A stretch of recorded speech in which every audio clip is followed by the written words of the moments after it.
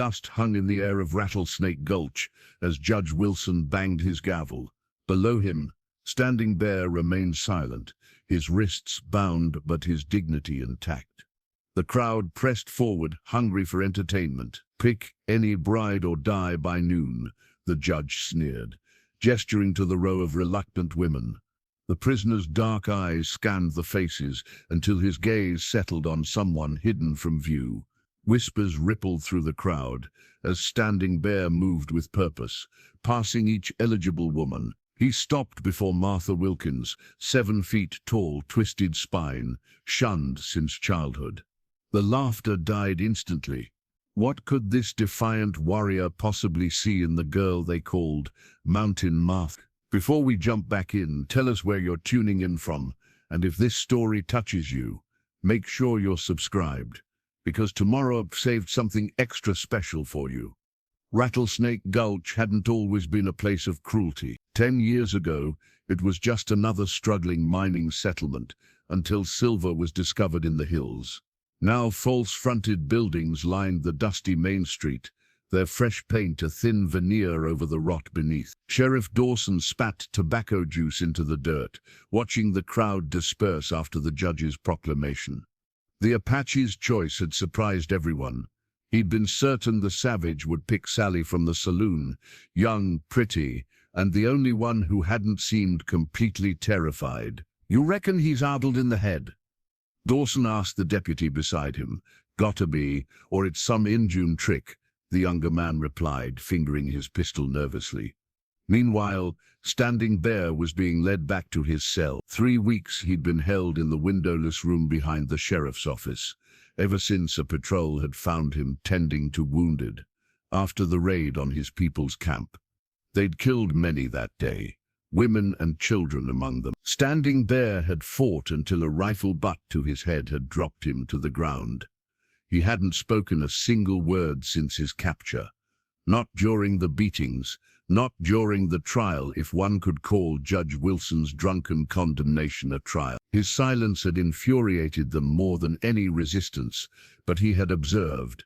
Behind his impassive expression, Standing Bear had learned much about Rattlesnake Gulch, about Judge Wilson, who owned shares in the mine and the saloon, about the sheriff, who enforced the judge's will rather than any law, about the decent folk who turned their eyes away when injustice happened before them. And he had observed Martha Wilkins. From his barred window, he'd seen her limping through town, head bowed beneath the weight of whispers and stares. Seen the children throw stones that she never dodged, though he sensed she could have. Seen her deliver medicines to the back doors of the same homes that shunned her by daylight. The vision had come to him on the 3rd night of his captivity. An eagle, enormous, powerful, with a broken wing that somehow still flew. When Martha had passed by his window the next day, he knew, across town, Martha Wilkins bolted her door. At nearly 7 feet tall, she had to duck to avoid hitting her head on the ceiling beams of the small cabin her father had built. Her twisted spine forced her to lean on a crutch, though the muscles in her arms had grown powerful from years of compensating. "What am I going to do with a husband?" she whispered to the empty room. The cabin, at least, was clean and solid, built with love by a father who'd seen beyond her deformities. After the fever took him 3 winters ago, she'd survived on her own, selling herbal remedies and taking in mending that was left on her doorstep, with coins but no kind words. Now this, a forced marriage to a condemned man. Another of Judge Wilson's cruel entertainments. Martha wasn't afraid of the Apache. She was afraid of the hope that flickered in her chest. Hope was dangerous. Hope led to disappointment. She moved to the small table where she mixed her medicines and began preparing a poultice for old Mrs. Jenkins' rheumatism. Work kept the mind from wandering down painful paths. In his chambers, Judge Wilson poured himself a generous whiskey, chuckling at the day's events. "Brilliant performance, Your Honor," said Hammond, the mine owner, "though I admit I didn't see that ending coming." "Neither did I," Wilson admitted, swirling his drink. "But it works out even better We need that Apache to break before the cavalry arrives next month.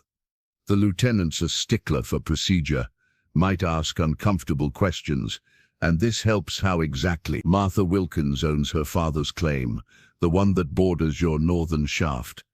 Hammond's eyes widened in understanding. The one you said extends into the richest vein. Precisely, Wilson smiled. 2 birds, 1 stone.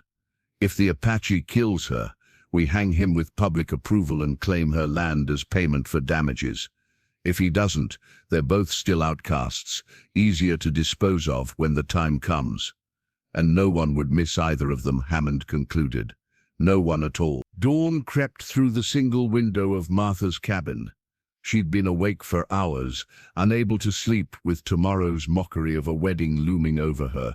Her hands, large but dexterous, worked methodically, grinding dried yarrow into powder. The cabin walls held shelves lined with jars of herbs, roots and tinctures, each labeled in her careful handwriting. Martha's mother had started teaching her about healing plants before consumption took her when Martha was only 8. It was the one gift that had proven useful in a world that had no place for a girl who grew too tall, too fast, with a spine that curved like a question mark. Mountain Martha, they called her, when they were being kind. Other names were worse. She set down the mortar and pestle, wincing as pain shot through her back. 22 years old, and some mornings she felt ancient. Carefully she stretched, using the technique she'd developed to ease the constant ache. Martha moved to the small cracked mirror above her wash basin, the only mirror she owned. Most days she avoided it, but today she forced herself to look. Wide-set eyes gazed back at her from a face that might have been pretty if anyone had ever looked past her height and hunched back. Her father had always said she had her mother's eyes. What did that Apache see? She whispered to her reflection, which offered no answers. James Wilkins had been a failed prospector, with dreams bigger than his luck, but he'd loved his daughter fiercely. After her condition became apparent, he'd moved them to the edge of Rattlesnake Gulch, building this cabin with his own hands, with ceilings high enough that Martha wouldn't have to stoop. "Stand tall as you can, my girl," he'd say. "God made you to see over the heads of ordinary folk." But after he died, being extraordinary had become a curse. The town had barely tolerated her when James was alive. Without him, they'd made their distaste clear. Children threw rocks when she walked to town. Women crossed the street rather than pass her. Men made crude jokes about what lay beneath her shapeless dresses. Only Doc Miller treated her with kindness, bringing books when he came for the herbal remedies she prepared better than he could. It was from his medical text that she'd learned the name for her condition, Marfan syndrome, with scoliosis. Knowledge didn't change anything, but having a name for her difference had provided a strange comfort. Martha moved to the trunk at the foot of her bed. From it, she withdrew a dress she'd never worn, blue calico, her father had bought in Denver the year before he died. "For when you need to look pretty," he'd said, though such occasions had never materialized. She held it against herself. It would be short, ending above her ankles, but it was the nicest thing she owned. Appropriate for a wedding, even one as shameful as tomorrow's would be. Martha had been in the general store when they'd brought the Apache through town 3 weeks ago. She'd seen the dignity in his straight back, despite his bound hands, the intelligence in his dark eyes. Unlike others, she hadn't turned away when their gazes met. Something had passed between them in that moment, recognition perhaps. One outcast recognizing another. Outside, a mockingbird sang, mimicking the sounds of the world around it. Martha returned the dress to the trunk. She had medicines to prepare for Mrs. Jenkins' arthritis and the Thornton baby's croup. People might shun her, but they still needed her remedies, left quietly at her door with payment and no thanks. She'd long ago accepted her place in Rattlesnake Gulch, useful but invisible. Until yesterday, when an Apache prisoner had walked past every eligible woman in town to stand before her, silencing the jeering crowd. For the first time in years, Martha felt something dangerous stir within her chest. Not hope. She'd buried hope alongside her. This feeling was different. Curiosity, perhaps, or defiance. Whatever game Judge Wilson was playing with this forced marriage, he'd made a mistake. Martha Wilkins had nothing to lose, and neither did the Apache warrior. As she returned to her work, Martha's hands moved with new purpose. Tomorrow she would face the town's mockery one more time. But for the first time she wouldn't face it alone. The cell was small, but Standing Bear had endured worse. 3 weeks in this windowless room had not broken him. The white man's prison could hold his body, but his spirit traveled beyond these walls each night. Standing Bear sat cross-legged on the dirt floor, back straight despite the bruises that colored his ribs. 28 summers had hardened his body and strengthened his resolve. The last beating delivered after he had chosen the tall woman had been especially vicious, but he showed no pain.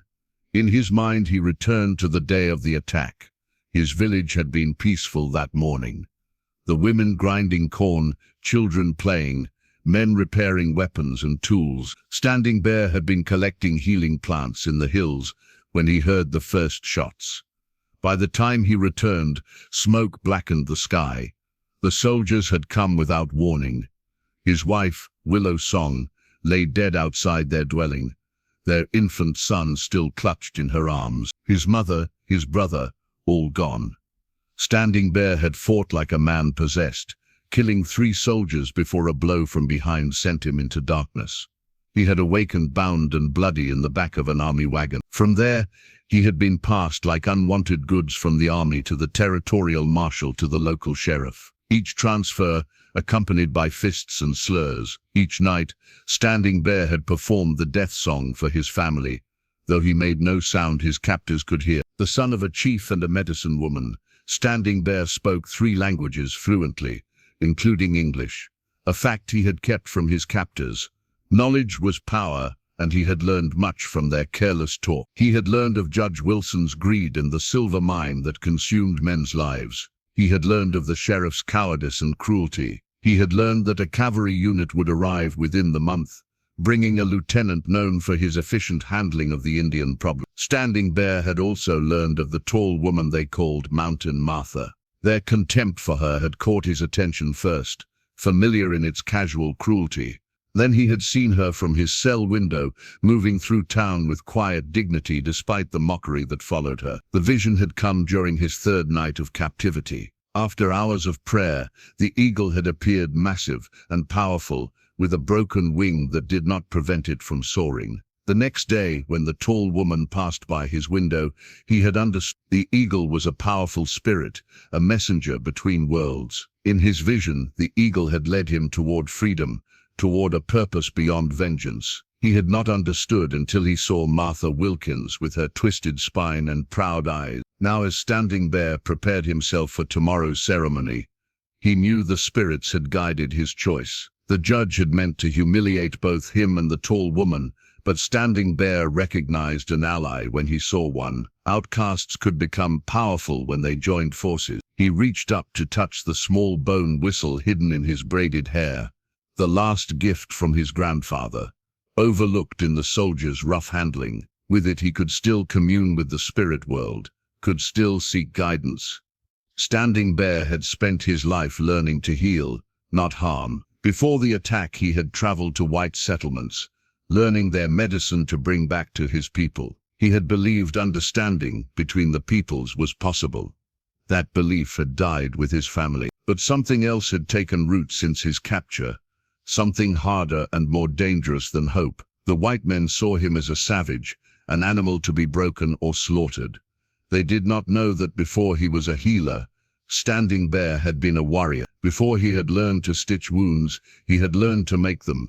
He would not die tomorrow at noon. He would not choose a bride from among the willing women. He would choose the one person in this town who might understand what it meant to be seen as less than human. Together, they would find a way to survive and perhaps to exact justice from those who had destroyed everything he loved.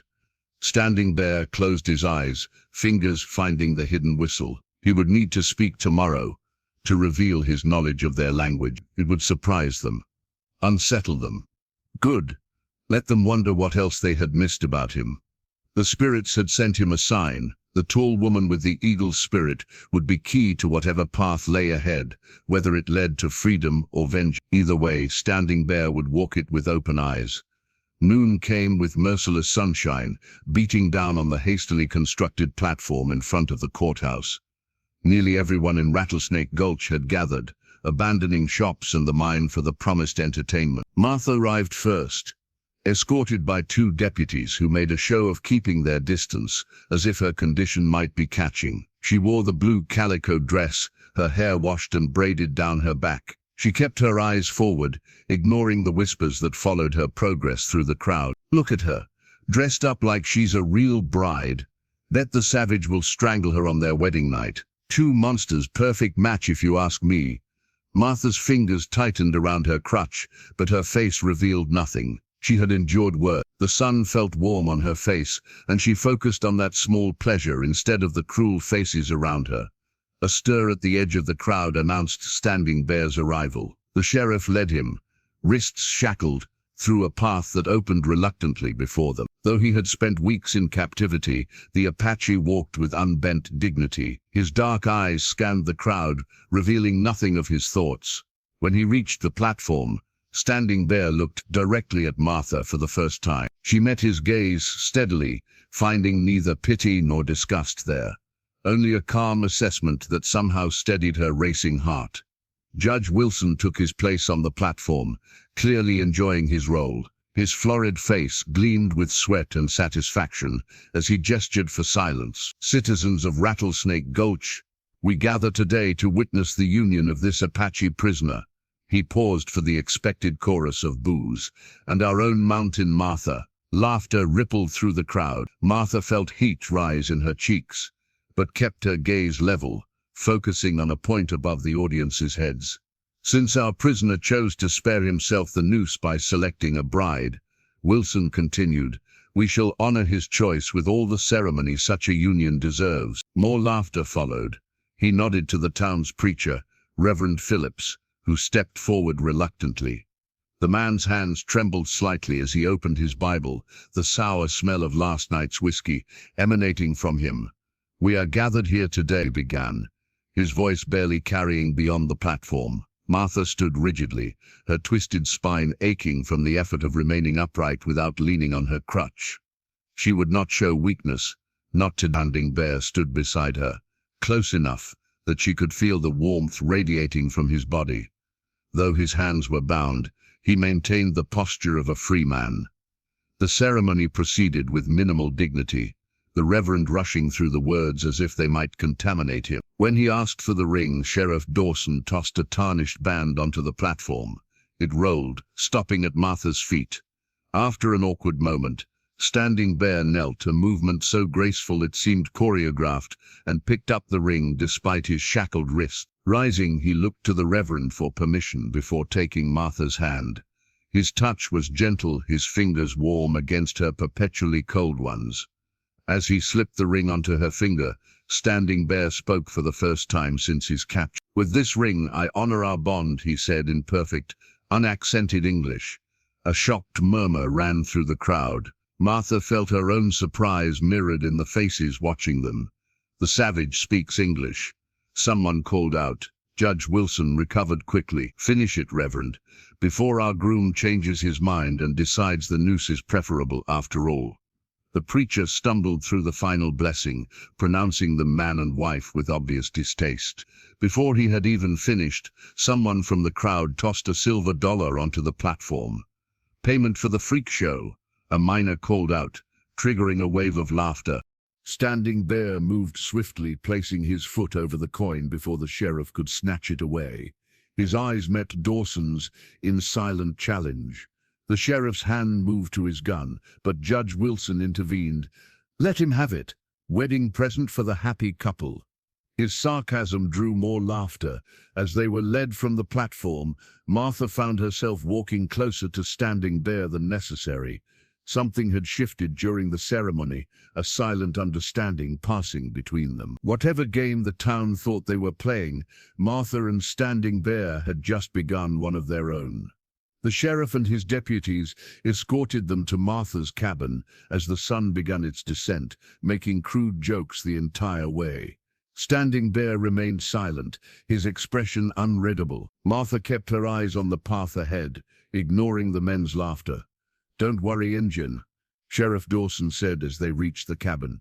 "We won't be far. Try anything funny, and you'll be dancing at the end of a rope come morning." He unlocked Standing Bear's shackles, then shoved him toward the door. "Enjoy your wedding night." The deputy's laughter followed them inside. Martha closed the door firmly, then leaned against it, suddenly uncertain. The cabin felt smaller with Standing Bear in it, his presence filling the space in a way she hadn't anticipated. "They will watch the cabin tonight," Standing Bear said quietly, his voice deep and measured. "Two men behind the large oak." Martha nodded, unsurprised, said, "Hoping you'll try to escape or hurt me." "I will do neither." He stood in the center of the room, taking in his surroundings with careful attention. His gaze lingered on her herbs and medicines before returning to her face. "You have questions." It wasn't a question, but Martha answered anyway. "Many. As do I." Standing Bear moved to the window, positioning himself so he couldn't be seen from outside. "But first, we should establish trust. My people believe names hold power. Mine is Standing Bear, son of Running Elk, medicine man and warrior of the Chiricahua Apache." "Martha Wilkins," she replied, moving away from the door.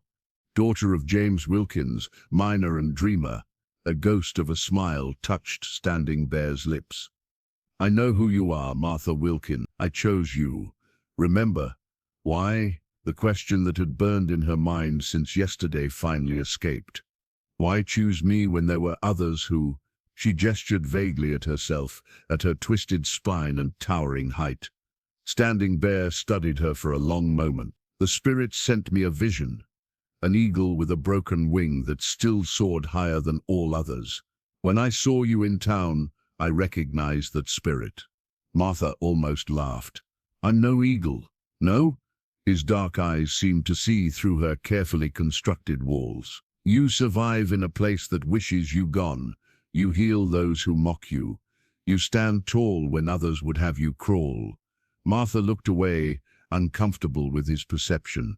She moved to the small stove, needing something to do with her hands. "Are you hungry?" "I have stew." He accepted the change of subject gracefully. "Yes, thank you." They ate in silence, seated at her small table. Martha noticed how Standing Bear handled the spoon with the precise movements of someone accustomed to fine tasks. A healer's hands, like her own. "You speak English well," she said finally. "I spent 2 years at a mission school before returning to my people. I learned their language, their writing, their medicine." His expression darkened. "I thought understanding the white man's ways would help protect my people. I was wrong." "Your family?" Martha asked softly. "Dead. All of them. My wife, my son, my mother, my brother." He stated it as fact, without visible emotion, but Martha saw how his knuckles whitened around the spoon. "I'm sorry." The words felt inadequate, but she offered them anyway. Night had fallen completely outside. A coyote called in the distance, answered by another closer to the cabin. "Tomorrow the sheriff will come with new rules," Standing Bear said. "They will put me to work in the mine. They will watch us, waiting for a reason to kill me, and take your land." Martha's head snapped up. "My land?" Standing Bear nodded. "Your cabin sits on land valuable to Judge Wilson. I have heard the sheriff and the judge speaking. They believe the silver vein runs beneath your property." Martha absorbed this information, pieces falling into place. "So this marriage was never meant to succeed," Standing Bear finished. "Either I kill you, giving them reason to hang me and claim your land, or I try to escape, with the same result. What do we do?" Martha asked, surprising herself with the Standing Bear's eyes met hers across the table. "We survive, together." Later, as Martha prepared for sleep, she pulled a colorful patchwork quilt from her trunk. "You can take the bed," she offered. "I often sleep in the chair. It's better for my back. Standing Bear shook his head. I will sleep on the floor. I have had worse beds. Martha hesitated, then held out the quilt. This was my mother's work. Each square tells a story from her life. It's the most valuable thing I own. Standing Bear accepted the quilt with both hands, recognizing the significance of her offering. I will honor it as I would my own mother's work. As Martha settled into her chair and Standing Bear made a pallet on the floor, an unexpected peace filled the cabin. They were strangers bound by circumstance and cruelty, yet something stronger than fear or necessity had begun to take root between them. Outside, the deputies watched and waited for violence that would not come. The sheriff and his deputies escorted them to Martha's cabin as the sun began its descent, making crude jokes the entire way. Standing Bear remained silent, his expression unreadable. Martha kept her eyes on the path ahead, ignoring the men's laughter. "Don't worry, Injun," Sheriff Dawson said as they reached the cabin. "We won't be far. Try anything funny, and you'll be dancing at the end of a rope come morning." He unlocked Standing Bear's shackles, then shoved him toward the door. "Enjoy your wedding night." The deputies' laughter followed them inside. Martha closed the door firmly, then leaned against it, suddenly uncertain. The cabin felt smaller with Standing Bear in it, his presence filling the space in a way she hadn't anticipated. "They will watch the cabin tonight," Standing Bear said quietly, his voice deep and measured. "Two men behind the large oak." Martha nodded, unsurprised. "They're hoping you'll try to escape or hurt me. I will do neither." He stood in the center of the room, taking in his surroundings with careful attention. His gaze lingered on her herbs and medicines before returning to her face. "You have questions." It wasn't a question, but Martha answered anyway.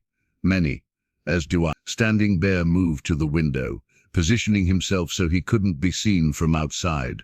"But first, we should establish trust. My people believe names hold power. Mine is Standing Bear, son of Running Elk, medicine man and warrior of the Chavaquoa Apache." "Martha Wilkins," she replied, moving away from the door. "Daughter of James Wilkins, miner and dreamer." A ghost of a smile touched Standing Bear's lips. "I know who you are, Martha Wilkins. I chose you, remember? Why?" The question that had burned in her mind since yesterday finally escaped. "Why choose me when there were others who—" She gestured vaguely at herself, at her twisted spine and towering height. Standing Bear studied her for a long moment. "The spirit sent me a vision, an eagle with a broken wing that still soared higher than all others. When I saw you in town, I recognized that spirit." Martha almost laughed. "I'm no eagle." "No?" His dark eyes seemed to see through her carefully constructed walls. "You survive in a place that wishes you gone. You heal those who mock you. You stand tall when others would have you crawl." Martha looked away, uncomfortable with his perception. She moved to the small stove, needing something to do with her hands. "Are you hungry? I have stew." He accepted the change of subject gracefully. "Yes, thank you." They ate in silence, seated at her small table. Martha noticed how Standing Bear handled the spoon with the precise movements of someone accustomed to fine tasks, a healer's hands like her own. "You speak English well," she said finally. "I spent 2 years at a mission school before returning to my people. I learned their language, their writing, their medicine." His expression darkened. "I thought understanding the white man's ways would help protect my people. I was wrong." "Your family?" Martha asked softly. "Dead, all of them. My wife, my son, my mother, my brother." He stated it as fact, without visible emotion, but Martha saw how his knuckles whitened around the spoon. "I'm sorry." The words felt inadequate, but she offered them anyway. Night had fallen completely outside. A coyote called in the distance, answered by another closer to the cabin. "Tomorrow the sheriff will come with new rules," Standing Bear said. "They will put me to work in the mine. They will watch us, waiting for a reason to kill me and take your land." Martha's head snapped up. "My land?" Standing Bear nodded. "Your cabin sits on land valuable to Judge Wilson. I have heard the sheriff and the judge speaking. They believe the silver vein runs beneath your property. Martha absorbed this information, pieces falling into place. So this marriage was never meant to succeed. Standing Bear finished. Either I kill you, giving them reason to hang me and claim your land, or I try to escape with the same result. What do we do? Martha asked, surprising herself with the Standing Bear's eyes met hers across the table. We survive, together. Later, as Martha prepared for sleep, she pulled a colorful patchwork quilt from her trunk. You can take the bed, she offered. I often sleep in the chair. It's better for my back. Standing Bear shook his head. I will sleep on the floor. I have had worse beds. Martha hesitated, then held out the quilt. This was my mother's work. Each square tells a story from her life. It's the most valuable thing I own. Standing Bear accepted the quilt with both hands, recognizing the significance of her offering. I will honor it as I would my own mother's work. As Martha settled into her chair and Standing Bear made a pallet on the floor, an unexpected peace filled the cabin. They were strangers bound by circumstance and cruelty, yet something stronger than fear or necessity had begun to take root between them. Outside, the deputies watched and waited for violence that would not come. 5 days had passed since the sheriff's visit. Standing Bear returned each evening exhausted, his hands blistered from the pick and shovel. Martha would have a basin of warm water waiting, herbs floating on the surface to ease his pain. Neither commented on this ritual that had developed between them. Tonight, Martha noticed blood on his shirt as he entered. What happened? She asked, immediately moving to examine him. One of the miners, Standing Bear replied, easing himself onto a chair. Believed I stood too close to him. The overseer looked away. Martha's jaw tightened as she helped him remove his shirt.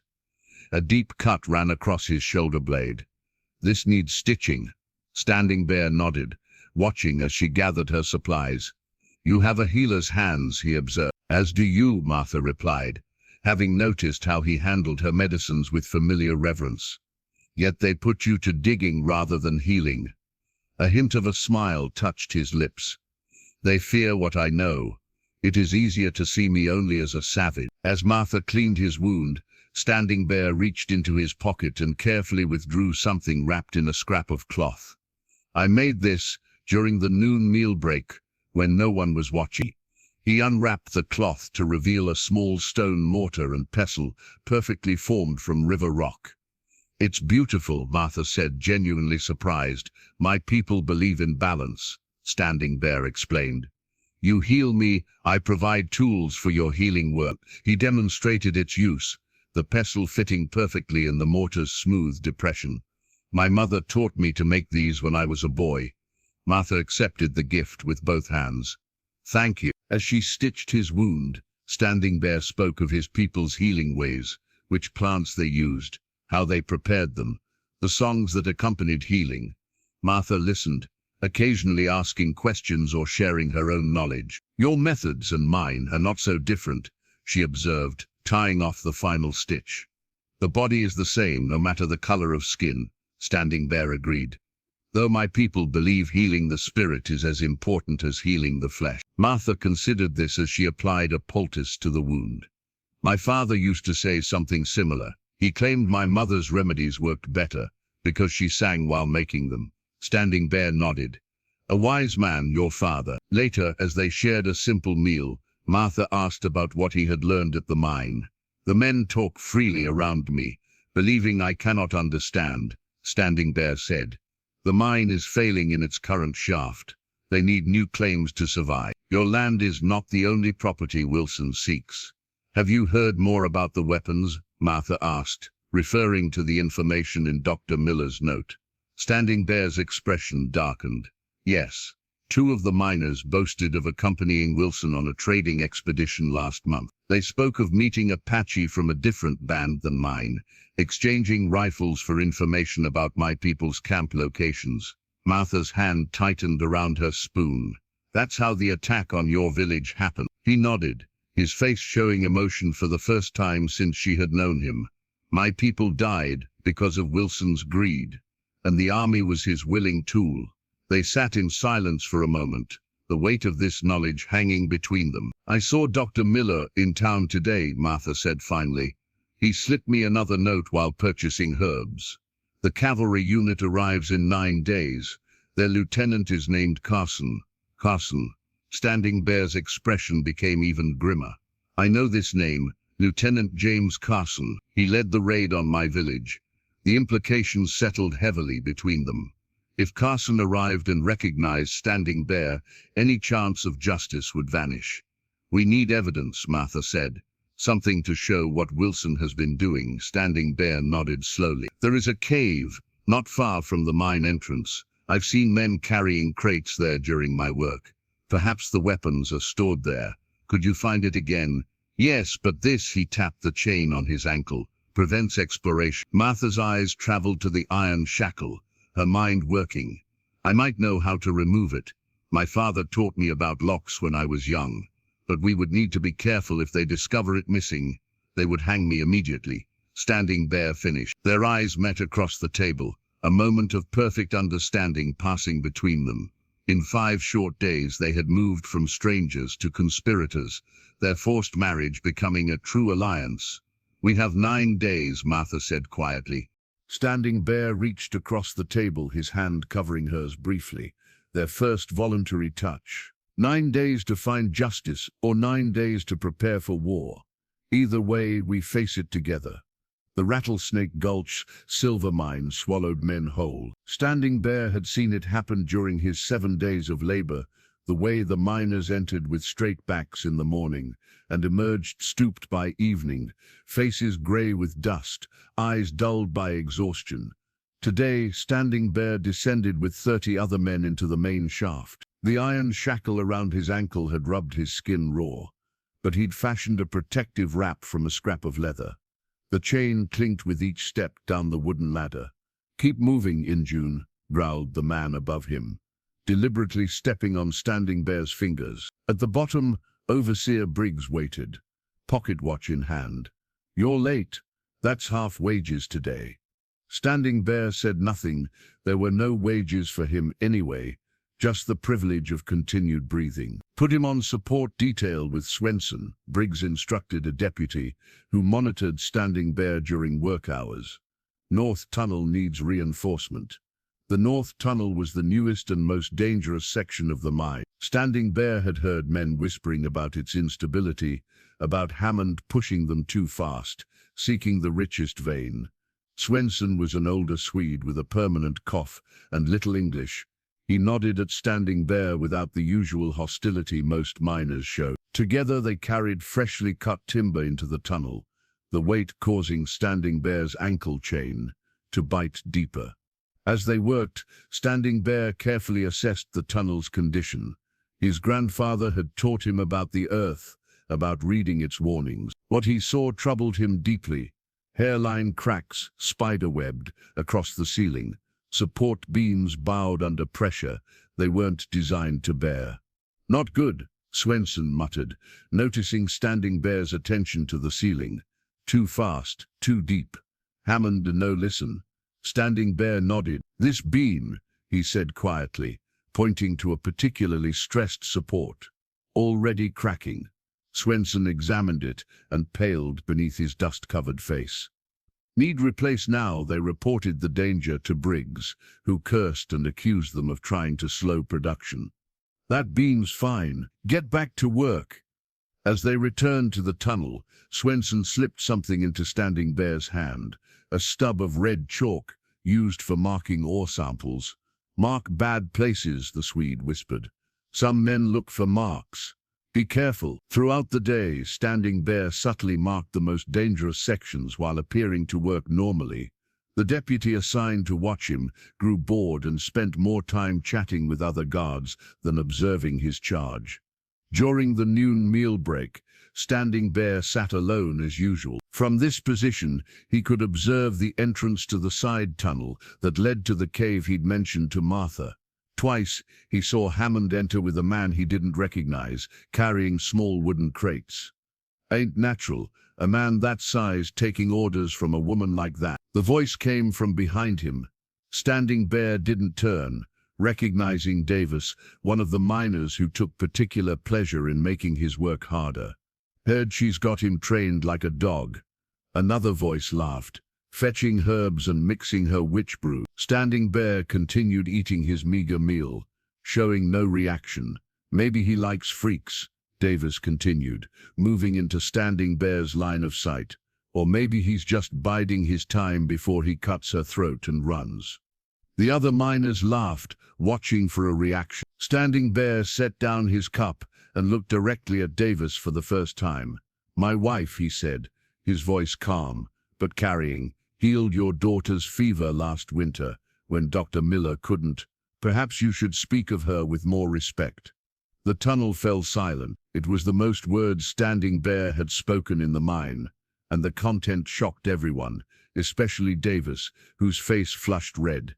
"You keep my daughter out of your filthy mouth," he snarled, stepping forward menacingly. Before the situation could escalate, a distant crack echoed through the tunnel, followed by a shower of dust from the ceiling. "Back to work," Briggs shouted, nervously eyeing the ceiling. As the miners dispersed, Standing Bear noticed several glancing at him with expressions more thoughtful than hostile. His words about Martha had surprised them, reminding them of her value to the community they preferred to forget. In the afternoon, Standing Bear was assigned to ore extraction, working alongside a young miner named Cooper. Unlike the others, Cooper asked questions about Standing Bear's life before capture, seeming genuinely curious rather than mocking. "Is it true what they say, that you were a Metin man?" Standing Bear nodded once, breaking loose a chunk of silver-streaked rock. "My mare swears by Martha's remedies," Cooper continued quietly. "Says she's got healing in her hands like nobody else." "She does," Standing Bear agreed. "Seems wrong how folks treat her," Cooper mused. "And you too, I reckon." Before Standing Bear could respond, another ominous crack sounded, louder this time, directly above them. Both men looked up to see the support beam he'd marked earlier, splitting down its length. "Everyone out," Standing Bear shouted, shoving Cooper toward the main tunnel as the first timbers began to give way. Men scrambled for the exit as dust and debris filled the air.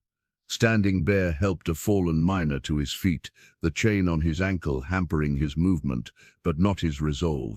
The last thing he saw before debris blocked his vision was his red chalk mark on the collapsing beam, a warning unheeded, now becoming a grave marker. Chaos engulfed Rattlesnake Gulch as news of the mine collapse spread. Martha heard the commotion from her cabin and knew immediately. She grabbed her medicine bag and hurried toward town as quickly as her twisted spine allowed, her heart pounding with fear for Standing Bear. The scene at the mine entrance was pandemonium.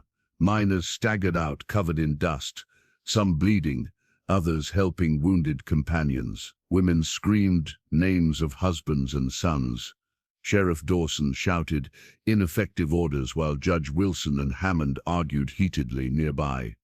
Martha scanned the emerging men desperately, looking for Standing Bear's tall figure. Instead, she found Dr. Miller kneeling beside an injured miner. "Martha, thank God," the doctor said, his aged face streaked with sweat and grime. "We need your remedies.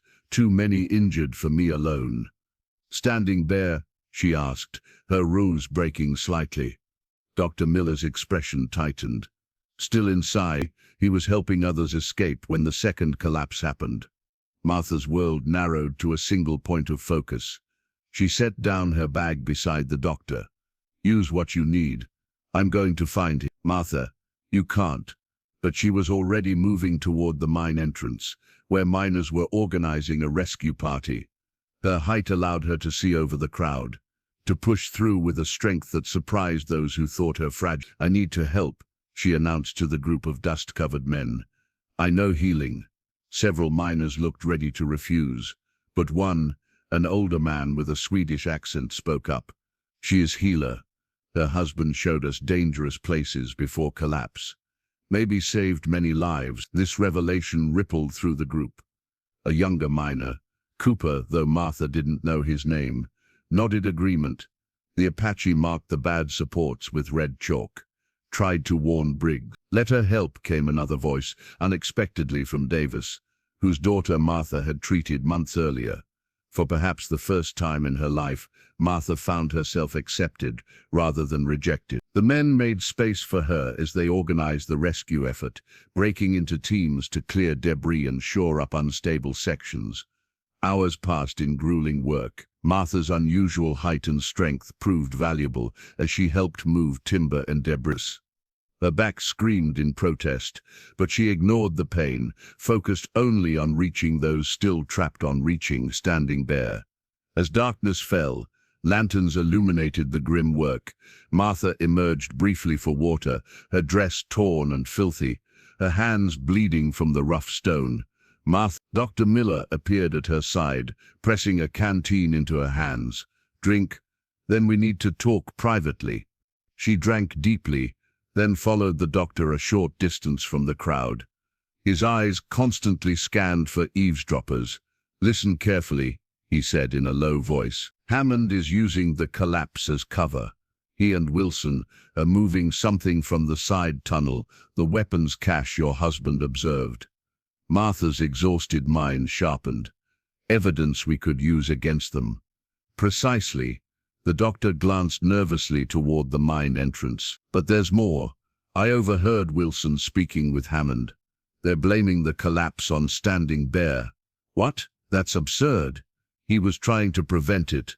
"Shh," Miller cautioned. "They're claiming he sabotaged supports as revenge against the town. If he survives and emerges, they plan to hang him immediately." The doctor reached into his pocket and pressed something cool and metal into Martha's palm. "This opens his shackle. I've treated Wilson's household for years, made an impression of his master key long ago." Martha stared at the skeleton key, hope and fear warring within her. "If they find this on me, they won't," Miller assured her. "I've arranged a distraction. There's a wagon behind my surgery with supplies. After you find him, don't return to your cabin. Head north along Crippled Creek. My brother has a ranch 3 days' ride from here." "Why are you helping us?" Martha asked, suddenly suspicious, despite their history. Miller's aged face softened. "I delivered you into this world, Martha Wilkins. Watched you grow despite everything this town threw at you." He paused. "And I've seen what Wilson and Hammond have done. Not just to your husband's people, but to everyone who stands in their way. Someone needs to stop them." A shout from the mine entrance interrupted them. "We've broken through. There are survivors." Martha clutched the key tightly and hurried back to the rescue effort. Inside the mine, rescuers had reached a pocket where several miners had been trapped. Among them, supporting an injured man despite his own bloodied condition, stood Standing Bear. Their eyes met across the debris-strewn tunnel. Something passed between them. Relief, recognition, resolve. Standing Bear handed the injured miner to another rescuer and made his way to Martha's side. "You shouldn't be here," he said softly. "It's not safe." "Neither should you," she replied. But for different reasons. Under cover of the surrounding commotion, she pressed the key into his hand. "Wilson plans to blame you for the collapse. They'll hang you if you leave the mine." Standing Bear's fingers closed around the key, his eyes never leaving hers. "Then we both have reasons to disappear tonight." Behind them, voices rose in argument. Sheriff Dawson had entered the mine with deputies. "We need to go," Martha whispered. "Now." Standing Bear nodded once. "Together." In the confusion of rescue and darkness, no one noticed as they slipped away from the main tunnel, the key to freedom clutched tightly in Standing Bear's hand.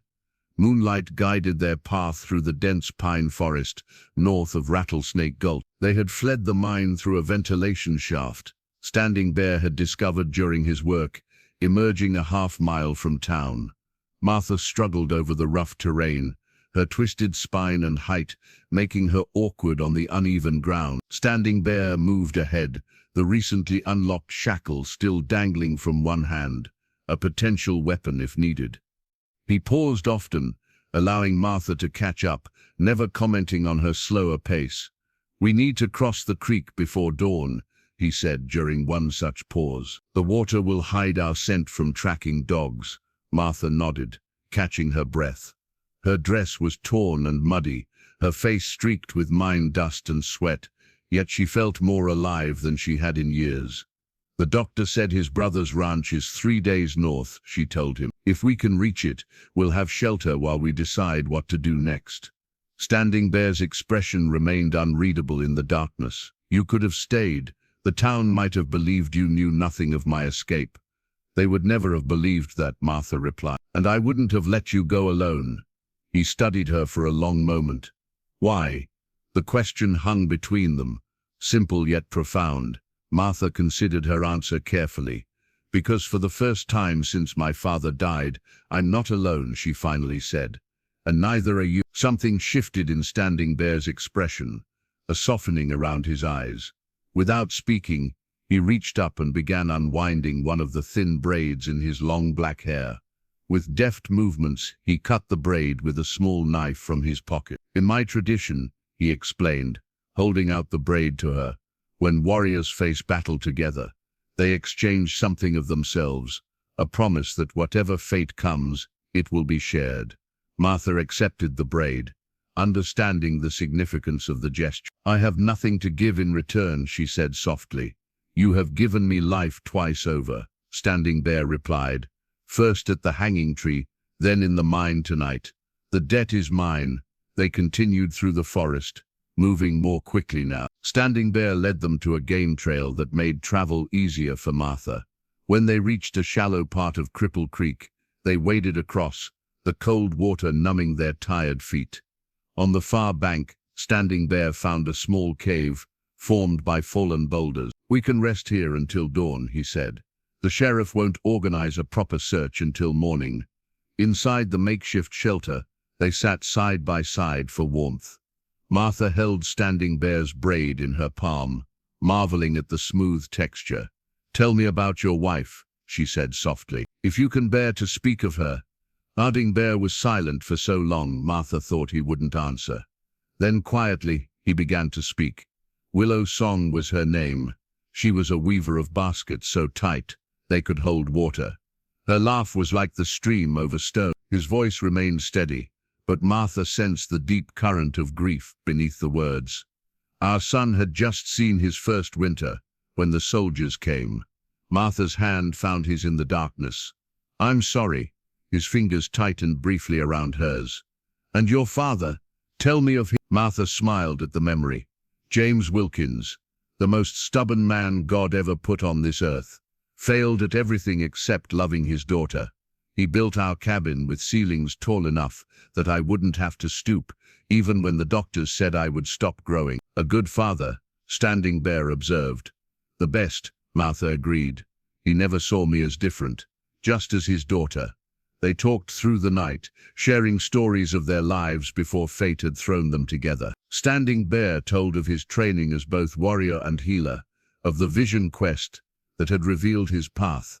Martha spoke of her mother's early death, of learning to adapt to a body that refused to follow the normal rules, of finding strength in knowledge when physical grace was denied her. As false dawn lightened the eastern sky, a new understanding existed between them, deeper than the forced marriage, stronger than their alliance of necessity, something that neither had dared name yet.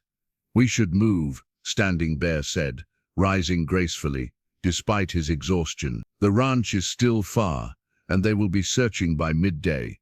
Martha took his offered hand, tucking the braid carefully into her pocket near her heart. As they emerged from their shelter, Standing Bear paused, looking back toward the distant town. We could still try to find evidence against Wilson, he said. Justice for my people, for the miners, for you. Martha straightened to her full height, her decision made. First, we survive. Then we seek justice. She echoed his words from days earlier, now making them her own. Standing Bear nodded, a rare smile touching his lips.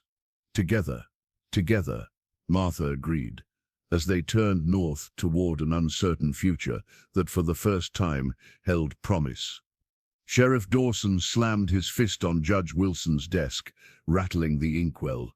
They can't have gotten far. The Apache was injured, and the woman can barely walk straight.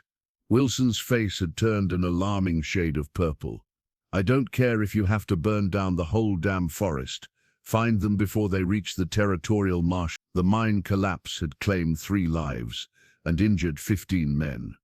With Standing Bear gone, Wilson had wasted no time blaming him for the disaster. The story spread through town like wildfire.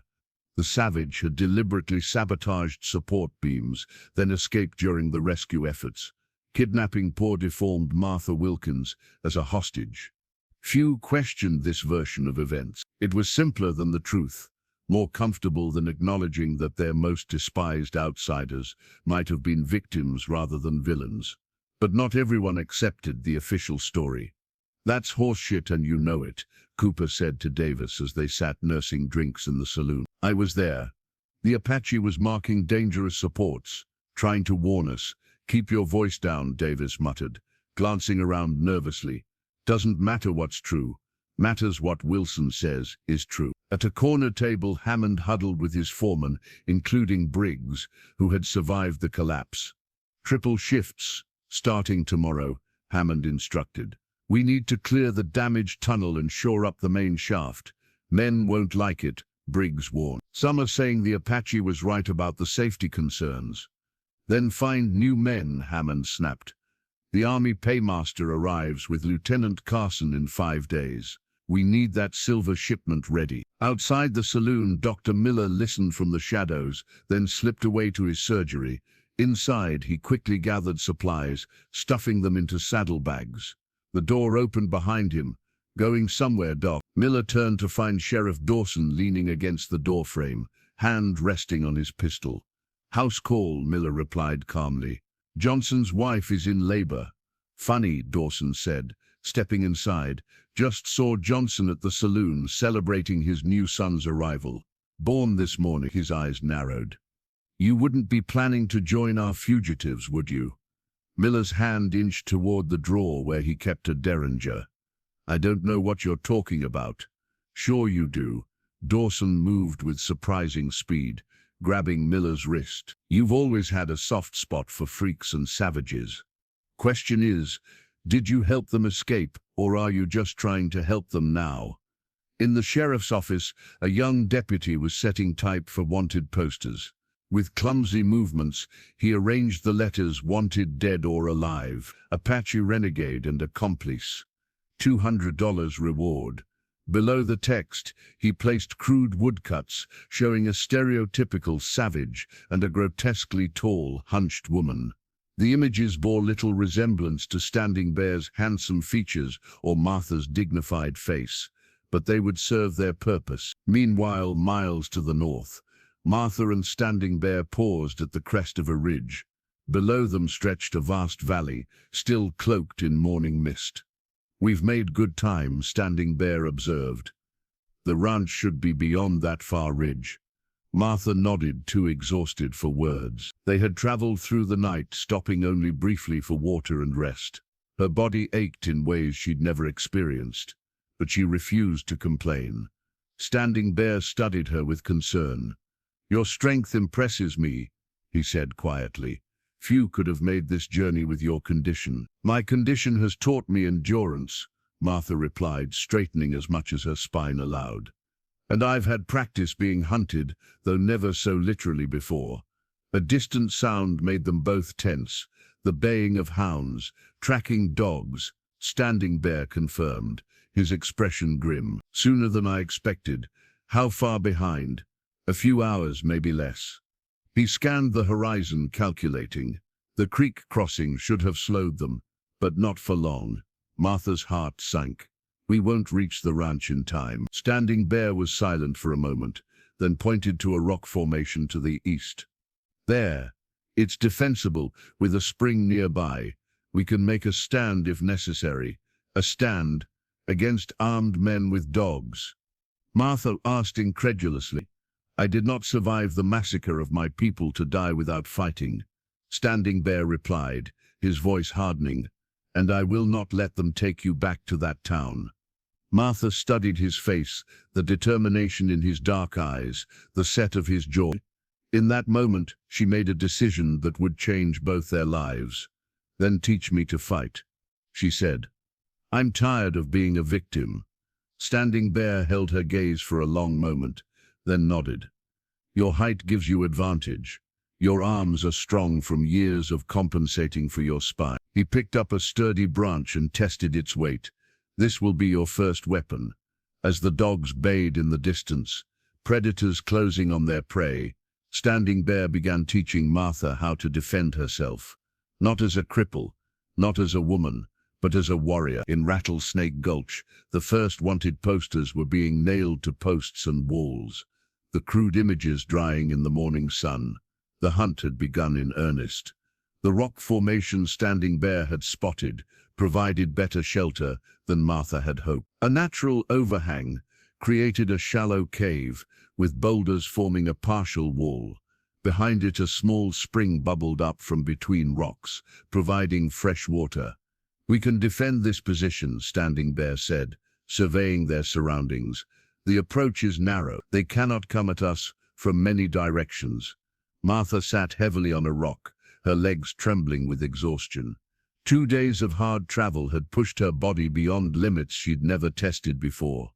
Pain radiated from her twisted spine in waves that threatened to overwhelm her. Standing Bear knelt beside her, concern evident in his eyes. "You're back?" She nodded, unable to speak through clenched teeth.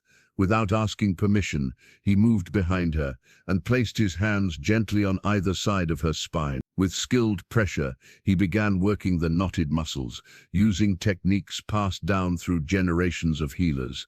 "Breathe," he instructed. Slowly, deeply. Martha followed his guidance, feeling the worst of the pain gradually subside under his ministrations. "Where did you learn this?" she managed to ask. "My grandmother taught me," he replied. She had similar pain in her later years. As Standing Bear worked, he studied their surroundings with a tactician's eye. "We have perhaps 2 hours before they find us. We should prepare." When he finished the treatment, Martha found she could stand straighter than before, the constant pain dulled to a manageable ache. Standing Bear handed her the branch he had collected earlier, now stripped of bark and sharpened slightly at one end. "This will help you walk," he explained, "and serve as protection if needed." Martha took the staff, feeling its balance. Standing Bear had carved a simple eagle design near the top, a few quick cuts with his knife that somehow captured the essence of the bird in flight. "An eagle with a broken wing that still soars," he said, echoing his earlier words about her spirit. The gesture touched Martha deeply. All her life, people had seen only her deformity. Standing Bear saw beyond it to something she herself had forgotten existed. "Now," he said, his tone shifting to that of a teacher, "I will show you how to use it." For the next hour, Standing Bear taught Martha how to defend herself. He showed her how to use her height as advantage, how to keep attackers at distance with the staff, how to strike vulnerable points on the human body. Martha was a quick study, her years of adapting to her physical limitations having taught her body awareness most people lack. "Your strength is not in speed but in reach and power," Standing Bear explained. "A man expects a woman to be weak. They will underestimate you." Martha practiced the movements he showed her, finding that her awkwardness diminished as she gained confidence. The staff became an extension of herself, compensating for her weaknesses, amplifying her strengths. "What if I can't do it?" she asked finally, voicing the fear that had haunted her since childhood. "What if, when the moment comes, I fail?" Standing Bear regarded her steadily. "In my language, courage is not the absence of fear. It is acting despite fear." He touched the eagle carving on her staff, like the eagle who flies despite its broken wing.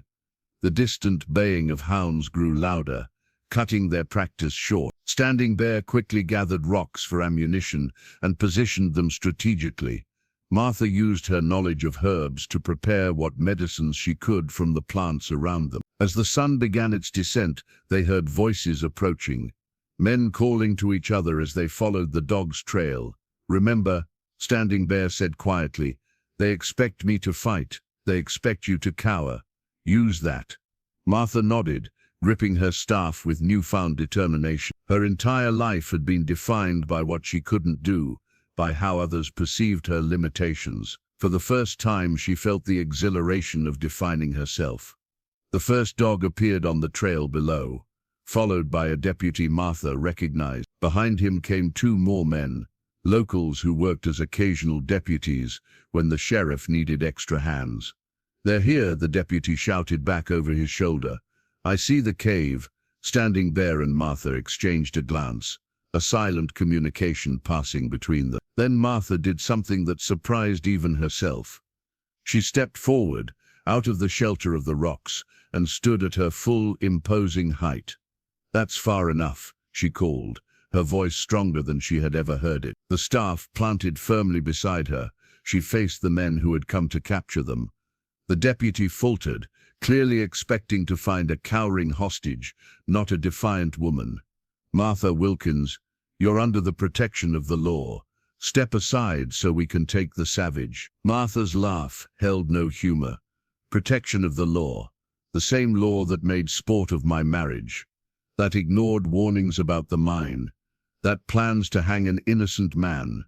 She took a step forward, leveraging her unusual height to full intimidating effect. "There is no law in Rattlesnake Gulch, only the will of greedy men." Behind her, unseen by the deputies, Standing Bear watched with something like pride as Martha Wilkins, once the town's pitiable oddity, transformed before his eyes into a warrior defending her ground.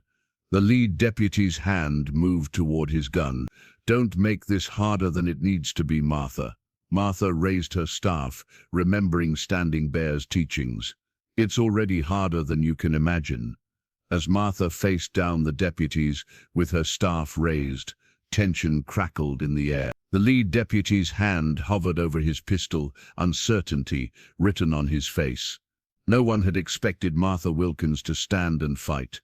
The standoff broke with the sound of hoofbeats approaching rapidly from the east, not from the direction of Rattlesnake Gulch. All heads turned to see a rider galloping toward them, dust billowing behind him. "Hold your fire," shouted a familiar voice. Dr. Miller reined his horse to a stop between Martha and the deputies. His face was bruised, one eye swollen nearly shut. The deputy's hand moved away from his gun in confusion. "What the hell are you doing here?" "Preventing a grave injustice," Miller replied. Dismounting stiffly, he turned to Martha and Standing Bear. "Thank God I found you in time." "The sheriff had you in custody," Martha said, not lowering her staff. Miller touched his battered face ruefully. "Let's just say I convinced Deputy Evans that his sister's difficult pregnancy required more attention than keeping an old doctor locked up." His expression turned grave. "But we haven't much time. Everything's changed in Rattlesnake Gulch." Back in town, chaos had erupted in the wake of the mine collapse. The death toll had risen to 5 as more bodies were recovered. Injured miners filled Miller's surgery, tended by the town's women in his absence. Grief had turned to anger as Cooper and several others began speaking openly about Standing Bear's warnings and Briggs's negligence. "The Apache tried to tell us them supports was failing," Cooper had told a group gathered at the saloon. "Marked 'em clear as day with red chalk. Briggs called him a liar and troublemaker." Word spread quickly. By nightfall, a crowd had gathered outside the sheriff's office, demanding answers. Judge Wilson and Hammond attempted to maintain their narrative about sabotage, but too many miners had witnessed Standing Bear's actions firsthand. The situation reached a breaking point when Swenson produced a piece of timber he'd salvaged from the collapse. A support beam with Standing Bear's red chalk mark, clearly visible, alongside a date from 2 weeks earlier. The timber showed unmistakable signs of rot that had been painted over rather than replaced. "Hammond knew," someone shouted. "They let men die to save money." What began as questions escalated into a near riot. Several miners broke into Hammond's office, discovering records of corner-cutting measures and deliberately falsified safety reports. More damning still, they found letters between Hammond and Judge Wilson, discussing weapon sales to Apache bands in exchange for information about rival tribes' locations. Sheriff Dawson and his remaining deputies struggled to maintain order. When Dawson fired his pistol to disperse the crowd, it only inflamed tensions further. The miners surged forward, disarming the sheriff and locking him in his own jail. By morning, Hammond had fled town with whatever valuables he could carry. Judge Wilson barricaded himself in the courthouse, dispatching an urgent message to Lieutenant Carson, requesting immediate military intervention to quell what he termed an insurrection. Now, as Dr. Miller related these events to Martha and Standing Bear, the deputies shifted uncomfortably, caught between conflicting loyalties. The town's split down the middle, Miller explained. Half believe you're heroes who tried to prevent the disaster. The other half still think you're guilty of something, even if it wasn't the collapse. He turned to the deputies. Which side are you boys on? The lead deputy removed his hat, running a hand through sweat-dampened hair. Sheriff sent us to bring them in. Didn't say nothing about shooting anybody. And if I told you Sheriff Dawson is sitting in his own jail cell right now? Miller asked. The deputies exchanged glances. That true? Miller reached into his saddlebag and withdrew a leather-bound journal. This contains my medical records for the past 5 years. Every mining injury I've treated, every safety concern I've documented, every conversation with Hammond and Wilson about conditions they refused to address. He held it out. Take this back to town, show it to the miners. Let them decide who's telling the truth. The deputy hesitated, then took the journal. What about them? He gestured toward Martha and Standing Bear. Lieutenant Carson arrives in 3 days, Miller said. He's the one who led the raid on Standing Bear's village. If he finds them, there will be no justice. Only vengeance. Martha and Standing Bear exchanged a glance, communicating silently. We can't go back, Martha said finally. Not yet. Not until the truth is known. The deputy considered this, then nodded slowly. 3 days head start, that's what I can give you. He turned to his companions. We never found them. Tracks led to the river and disappeared. Understood. As the deputies mounted their horses to return to town, Miller handed Martha a packet of supplies and a crude map. My brother's ranch is a day's ride northwest. He'll shelter you until it's safe. Why risk yourself for us? Standing Bear asked, speaking for the first time since the confrontation began. Miller's aged face showed a lifetime of regret. Because I've spent too many years treating symptoms instead of causes. Too many deaths that could have been prevented if I'd had the courage to speak sooner. He mounted his horse with difficulty. Now get going. The future of Rattlesnake Gulch may depend on your survival. Miller's brother's ranch proved to be more fortified compound than working cattle operation. Nestled in a valley protected by steep cliffs on 3 sides, the property was accessible only by a narrow trail that could be easily defended. Henry Miller greeted them with a shotgun that lowered quickly upon recognition of his brother. Finally decided to take a stand. Did you, Robert? He asked, embracing the doctor. About 20 years too late, Dr. Miller replied ruefully. Martha and Standing Bear were given a small cabin on the property. For the first time since their escape, they had a moment to breathe, to consider their situation beyond immediate survival. Your back needs rest, Standing Bear told Martha, as he prepared a poultice from herbs provided by Dr. Miller. The journey has taken a toll. Martha couldn't argue. Every muscle screamed in protest, her twisted spine a knot of fire. Yet alongside the pain was something new. She had faced armed men without flinching, had traveled miles of rough terrain that would challenge even those with straight backs, had chosen to stand beside Standing Bear when she could have returned to her solitary existence. As Standing Bear applied the poultice, his touch gentle despite his warrior's hands, Martha found herself watching his face, the concentration in his dark eyes, the firm set of his jaw, the small lines at the corners of his mouth that deepened when he almost smiled. Why did you stay with me? She asked suddenly. After the escape, you could have moved faster alone. Standing Bear's hands paused momentarily. We are bound, you and I, by a mockery of a ceremony, by a corrupt judge's game. No, his eyes met hers. By choice, Each day since we have chosen each other. The simple truth of his words silenced her. They had indeed chosen each other, again and again. The forced marriage had become something neither had anticipated, a true partnership.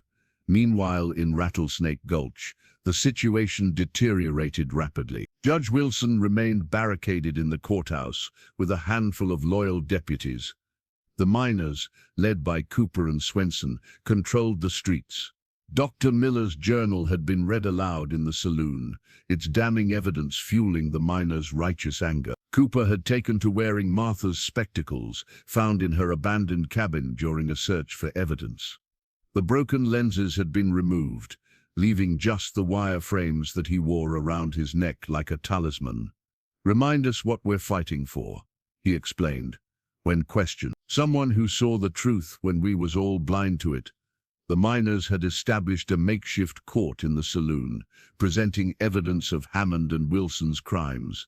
Families of those killed in the collapse demanded justice. The sheriff remained locked in his cell, his authority stripped away by those he had long intimidated. But everything changed with the distant sound of cavalry bugles. Lieutenant Carson arrived with 20 soldiers, responding to Wilson's plea for help, suppressing the insurrection. Tall and imposing in his blue uniform, Carson was a man accustomed to being obeyed. His first act was to free Sheriff Dawson and restore him to authority. "This town is now under military jurisdiction," Carson announced from the courthouse steps.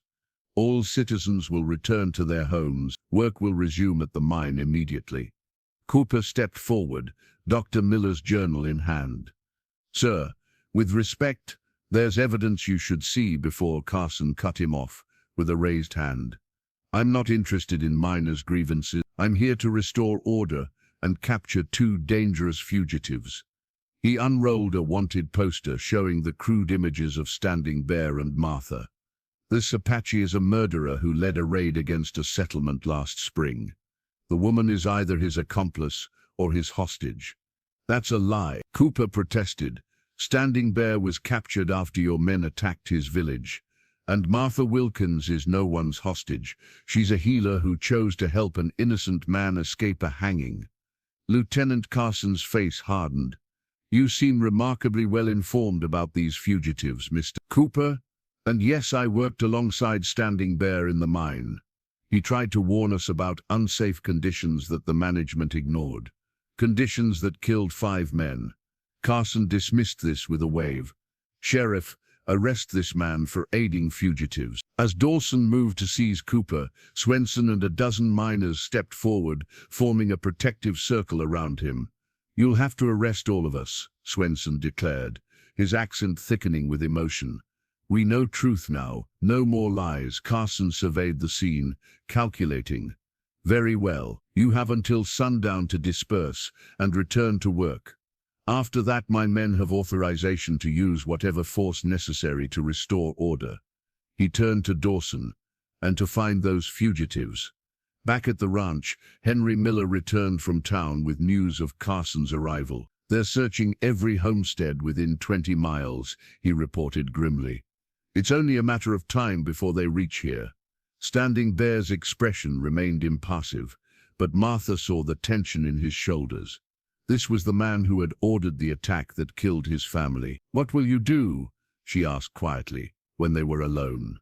Standing Bear looked toward the distant mountains, his ancestral lands now lost to him. "Once I would have sought vengeance at any cost." He turned to Martha, his eyes softening as they met hers. "Now I find I have something to live for." Martha felt warmth spread through her chest at his words. Without thinking, she reached out, her hand finding his. Their fingers intertwined naturally, as if they had held hands 1,000 times before. "Then we find another way," she said with determination. Together, the sound of approaching riders reached them before dawn. Henry Miller burst into their cabin, rifle in hand. "Cavalry patrol," he whispered urgently. "At least 6 men. Robert's creating a distraction at the main house. But you need to move now." Standing Bear was already on his feet, gathering their few possessions. Martha grabbed her staff, now as much a part of her as her own limb. "There's a hidden ravine behind the woodshed," Henry explained. leading them out the back door. Follow it north until you reach the old mining tunnel. You can hide there until they've gone. They moved silently through the pre-dawn darkness, Martha's twisted spine protesting but her determination unwavering. The ravine provided good cover, tall grass concealing their passage despite the faint light beginning to streak the eastern sky. The abandoned mining tunnel was small, a failed prospect from years earlier. They crouched inside its mouth, watching as soldiers on horseback crisscrossed the valley below, methodically searching every structure and natural formation. "They're being thorough," Martha whispered. "They must want you badly." Standing Bear's expression was grim. "Not me. Us." He pointed to a soldier who seemed to be directing the others, a tall figure on a black horse. "That is Carson. He will not stop." As they watched, Carson dismounted at the main house, confronting Henry Miller. Even at this distance, his commanding presence was evident. The silver badge on his uniform caught the first rays of sunlight, flashing like a signal mirror. "He wears a silver badge," Standing Bear said, his voice tight with controlled emotion. "Each notch represents an Apache uprising he has suppressed. When I was held prisoner by the army before being transferred to Rattlesnake Gulch, I heard soldiers speak of it. They call him Apache Slayer." Martha felt a chill despite the warm morning. "He's more than just following orders, isn't he? For men like Carson, my people are not human. We are obstacles to be removed." Standing Bear's eyes never left the distant figure. "But there is something else, something personal." They remained hidden until the patrol moved on, then cautiously made their way back to find Henry Miller waiting for them at the cabin. "They're searching every property within 50 miles, he reported. "Carson showed me official papers authorizing him to apprehend fugitives involved in weapons trafficking with hostile tribes." "Weapons trafficking?" Martha asked incredulously. "That's what Wilson and Hammond were doing." Henry nodded grimly. "Classic tactic. Accuse your enemies of your own crimes." He handed them a canteen and some food. "But there's more. My brother sent a messenger last night. The situation in town has deteriorated. Carson has imposed martial law. Cooper and several miners have been arrested for insurrection." Standing Bear absorbed this news with a stoic expression that Martha had come to recognize as masking deep emotion. "What about Dr. Miller's journal?" she asked. "The evidence?" "Confiscated," Henry replied. "Carson claimed it was fabricated." He hesitated, then added, "There's a rumor that Carson was Hammond's partner in the weapons scheme all along, that he provided military information about patrol routes and timing in exchange for a cut of the profits."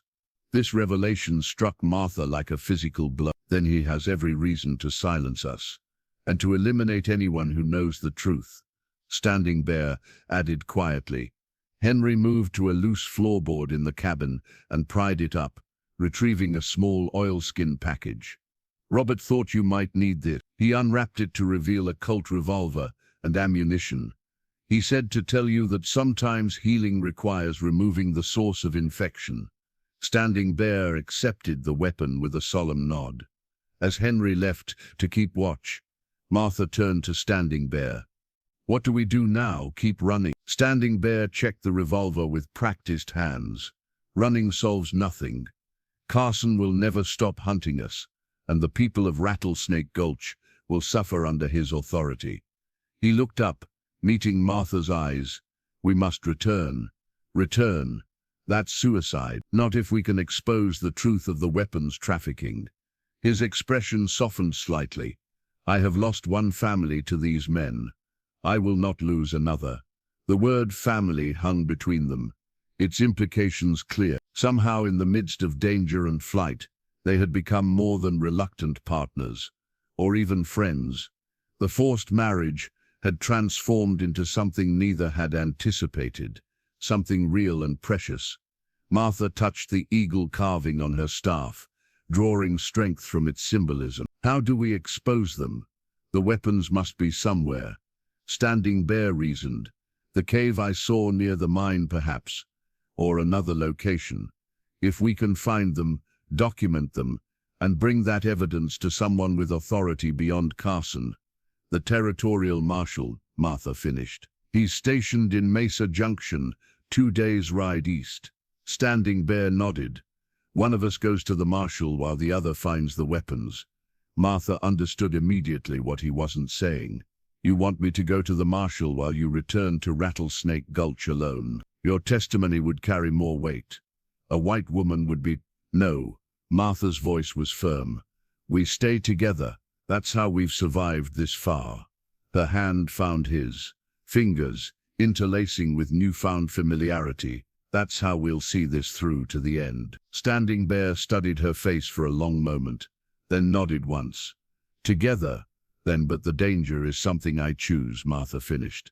Just as I chose you. In that moment, with dawn breaking over the mountains and danger closing in from all sides, Martha Wilkins leaned forward and kissed Standing Bear. Her first kiss, given freely and with complete certainty. Returning to Rattlesnake Gulch required stealth and perfect timing. Standing Bear and Martha approached under cover of darkness, using the back trails Standing Bear had observed during his time working in the mine. The town had changed in their absence. Soldiers patrolled the streets, and many homes stood empty, their inhabitants either fled or imprisoned. We need to reach the mine undetected, Standing Bear whispered as they crouched in the shadows near the edge of town. The weapons cache must be in the side tunnel I saw Hammond using. Martha nodded, clutching her staff with one hand and the small revolver with the other. Her twisted spine ached from days of hard travel, but determination kept her moving forward. They waited until the patrol passed, then moved quietly toward the mine entrance. The operation appeared abandoned. No lamps burned at the entrance. No sounds of work echoed from within. The recent collapse and subsequent unrest had halted production. Something isn't right, Standing Bear murmured, scanning the area. No guard. Carson would not leave evidence unprotected. Before Martha could respond, a voice spoke from the darkness behind them. He wouldn't, and he didn't. They turned to find Cooper emerging from the shadows, Martha's broken spectacles still hanging around his neck. His face was bruised, one eye swollen shut. Cooper, Martha breathed. We heard you were arrested. Escaped yesterday, he replied grimly, along with Swenson and a few others. Carson's been using the jailhouse for interrogations. Trying to find you two, he gestured toward the mine. You won't find anything in there. They moved the weapons the night after you escaped. Standing Bear's expression tightened. Where? Courthouse basement. Wilson converted it to an armory. That's where they're keeping Doc Miller's journal too. Martha felt her heart sink. The courthouse would be heavily guarded. Carson's headquarters in town. We need to get word to the territorial marshal, she said. With evidence of the weapons trafficking, Cooper shook his head. Carson's got the telegraph office under guard and riders watching all roads out of town. Nobody gets in or out without his say-so. Standing Bear was silent for a moment, his mind working. When does the weapons shipment go out? Tomorrow at dawn, Cooper replied. Army wagon coming to collect. Carson's calling it confiscated contraband in the official documents. Then we have one chance. Standing Bear decided. Tonight, Cooper led them to a root cellar behind the abandoned blacksmith shop, where several miners had taken refuge. Swenson was there along with Davis, the miner who had once mocked Standing Bear but now greeted him with a respectful nod. The Apache returns, Swenson said, offering Standing Bear a cup of water. With his tall wife, Martha felt a strange warmth at being referred to as Standing Bear's wife, without mockery or pity. Somehow what had begun as a cruel joke had become her proudest identity. As they shared what little food was available, Cooper explained how Carson had taken control of the town. Judge Wilson remained in power, but was clearly following the lieutenant's orders. Several miners had been beaten during interrogation. Dr. Miller had been placed under house arrest, suspected of aiding their escape. Half the town believes you two are guilty of something, Davis admitted. The other half thinks you're innocent but keeps quiet out of fear. He looked down, embarrassed. I was on the wrong side at first, but I've seen enough now to know who the real criminals are. Standing Bear accepted the man's implied apology with a dignified nod. "What forces guard the courthouse?" "2 soldiers at the front door, 2 at the back," Cooper replied, "plus Carson and Wilson inside. The basement entrance is through Wilson's office. Too many for a direct approach," Standing Bear observed.